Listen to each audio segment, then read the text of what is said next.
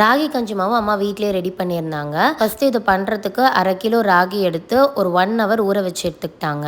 ராகியில் சின்ன சின்ன கல்லாம் இருக்கும். ஸோ அதனால கையிலேயே இப்படி அரிச்சு எடுத்துக்கிட்டிங்கன்னா கல்லெல்லாம் கீழே செட்டில் ஆகிட்டு மேலே ராகி மட்டும் இருக்கும். ஸோ அதையுமே ஒரு 3 to 4 டைம்ஸ் நல்லா வாஷ் பண்ணி எடுத்துக்கோங்க.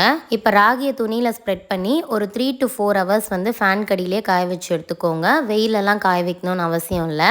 ராகியில் உள்ள ஈரப்பதம்லாம் போனதுக்கப்புறமா நம்ம வறுத்து எடுத்துக்கலாம். இன்றைக்கி நாங்கள் 1/2 கிலோ ராகி எடுத்துருக்கோம். ஸோ அதுக்கு வந்து பார்த்திங்கன்னா 50 கிராம் வந்து பாதாம் சேர்த்துருக்கோம். உங்களுக்கு தேவைப்பட்டால் இன்னும் அதிகமாக கூட நீங்கள் பாதாம் சேர்த்து வறுத்துக்கலாம். ரெண்டையும் வறுத்ததுக்கப்புறம் நல்லா ஆற விட்டுட்டு மிக்சியில் போட்டு ஃபைன் பவுடரை அரைச்சி எடுத்துக்கோங்க.